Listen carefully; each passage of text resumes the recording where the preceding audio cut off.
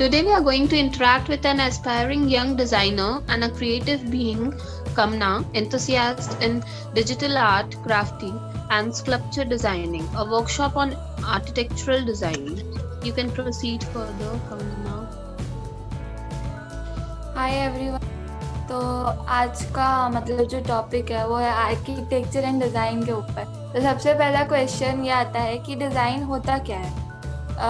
बहुत लोग ऐसे सोचते हैं कि डिज़ाइन का मतलब होता है कि हम लोग आसपास अपने जो प्रोडक्ट देख रहे हैं उसको डिज़ाइन बोलते हैं, लेकिन एक्चुअल में डिज़ाइन का मतलब ये होता है कि डिज़ाइन वो चीज़ है जो कि हमारे जो डे टू डे लाइफ को है वो हम मतलब ईजी करता है। जैसे एक मोबाइल फ़ोन ले लो, तो मोबाइल फ़ोन भी जो है वो भी किसी ने डिज़ाइन किया है, तो और वो मतलब कितना कितना सारा यूज़ में आता है हमारा। तो एक तरह से वो हमारे डे टू डे लाइफ को बहुत मतलब ईजी बना रहा है। तो एक तरह से कह सकते हैं कि डिज़ाइन जो है वो चीज़ है कि मतलब जो हमारे लाइफ को ईजी बनाता है। डिज़ाइन का बहुत सारा रूल्स होता है कि मतलब डिज़ाइन जो होता है सिंपल होना चाहिए, कॉम्प्लेक्स ज़्यादा नहीं होना चाहिए। सिंपल इन द सेंस कि जैसे कि एक नॉर्मल इंसान को मतलब उसको मतलब अच्छे से समझ में आ जाए कि हाँ वो प्रोडक्ट क्या है, वो होता है डिज़ाइन।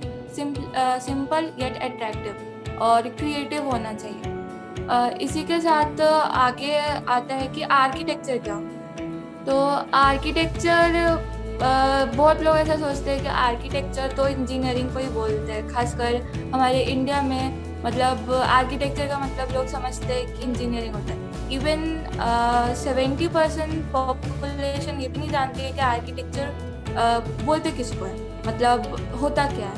और मतलब इसको बहुत मतलब छोटा ट्रीट किया जाता है, मतलब नॉलेज नहीं है लोगों को कि आर्किटेक्चर होता क्या है। और मतलब सबको ऐसा बोलते हैं कि जैसे कोई स्टूडेंट है, ठीक है, वो अगर आर्ट में अच्छा है तो उसको मतलब लोग ऐसा सोचते हैं कि अगर आर्ट में अच्छा है तो आर्किटेक्चर कर लेगा। उन लोगों को सबको ऐसा लगता है कि आर्किटेक्चर तो बहुत हलवा का काम है, मतलब हलवा बनाना जैसा है, बहुत ईजी है, मतलब कुछ हार्ड नहीं है। लेकिन एक्चुअली में आर्किटेक्चर जो है one of the toughest course, क्योंकि इसमें हम लोग को एक एक डिटेल मायने रखता है, एक एक मायने रखता है, एक एक इंच मायने रखता है।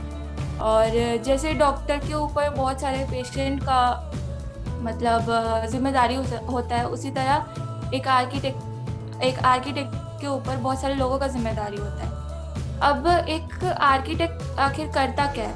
वो एक आर्किटेक्ट वो इंसान है जो कि एक घर को प्लान करता है, डिज़ाइन करता है, उसका स्ट्रक्चर देखता है, उसका लोड बियरिंग कैपेसिटी देखता है, ओवरऑल मतलब एक घर को वो रहने लायक बनाता है। एक आर्किटेक्ट वो काम करता है।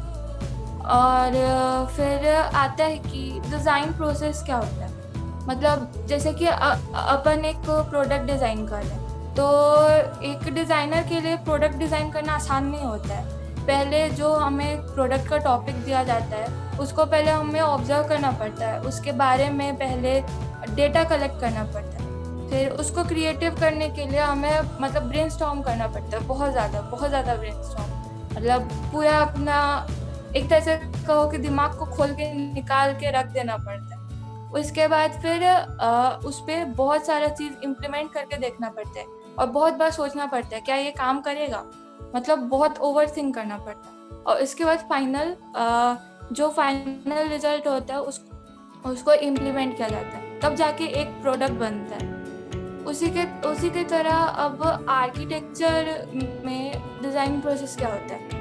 तो आर्किटेक्चर डिज़ाइन प्रोसेस का मतलब होता है कि जैसे अगर हम एक घर बना रहे हैं तो पहले उसका कंसेप्ट आए, मतलब हम क्या कंसेप्ट ऐड किए उसमें।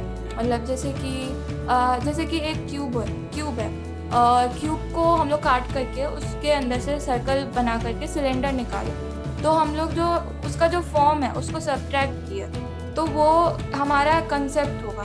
अगर तुम अपने डिज़ाइन में एक छोटा सा फूल भी लगा रहे हो तो वो भी तुम्हारा कंसेप्ट है। और कंसेप्ट के बाद आता है हमारा जोनिंग। जब कंसेप्ट एक फॉर्म जब तैयार हो जाता है कि हाँ ये बेसिक फॉर्म है हमारा, तो उसके बाद फिर जोनिंग का मतलब ये होता है कि मतलब कौन सा एरिया किस पार्ट में डिवाइड होगा, सेमी पब्लिक, पब्लिक या प्राइवेट, वो स्पेसेस डिवाइड करता है, वो होता है जोनिंग। और एक तरह से वो बेसिक मतलब इंफॉर्मेशन देता है कि हाँ कौन सा चीज़, कौन सा रूम कहाँ पे होगा। फिर आता है bubble diagram. Bubble diagram circulation दिखाने के लिए होता है कि मतलब कैसे, मतलब कहाँ कहाँ से सर्कुलेशन होगा ह्यूमन का, इंटरेक्शन कहाँ पे होगा, और बेसिकली स्पेसेस दिखाने के लिए होता है बबल डायग्राम। उसके बाद फिर हमारा आता है स्कीमेटिक प्लान। स्कीमेटिक प्लान मतलब होता है कि जो फाइनल प्लान बनाने से पहले जो हम लोग रफली स्केच करते हैं कि हाँ यहाँ पे रफली कि किचन ऐसा होगा, यहाँ पे होगा पूजा रूम ऐसा होगा, डाइनिंग एरिया वहाँ पे होगा, तो उसको स्कीमेटिक प्लान बोलते हैं। स्कीमेटिक प्लान के बाद आता है हमारा फाइनल प्लान, जो कि मतलब हमारे जो मतलब डिज़ाइन का जो फाइनल प्लान होगा वो। उसके बाद फिर फाइनल प्लान के बाद आता है सेक्शन।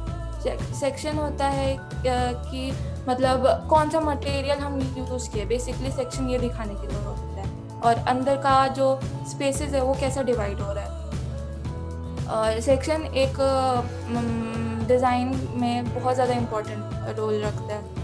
और फिर आता है हमारा एलिवेशन, कि सामने से कैसा दिखेगा। हम लोग को इमेजिन करना पड़ता है बनने से पहले कि सामने से कैसा दिखेगा, साइड से कैसा दिखेगा। उसके बाद फाइनली आता है हमारा व्यूज़ की 3D में हम लोग को सोचना पड़ता है, पर्सपेक्टिव वे में, कि हाँ अंदर से कैसा वो दिखेगा अगर साइड से देखेंगे तो। और फिर हमारा लास्ट में आता है 3D मॉडल।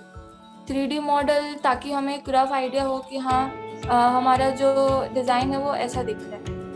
और उसके बाद फिर जब ये सब चीज़ सारा चीज़ हो जाता है तब जाके हमारा एक घर बनता है।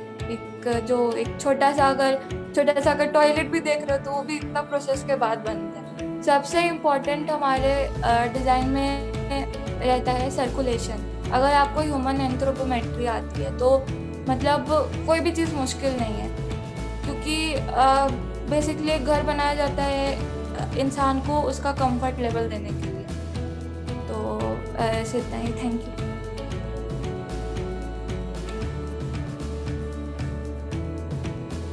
आपको सुन करके बहुत अच्छा लगा हमें, एंड होप सो कि आपके साथ और सेशंस अटेंड करने को मिलेंगे हमें।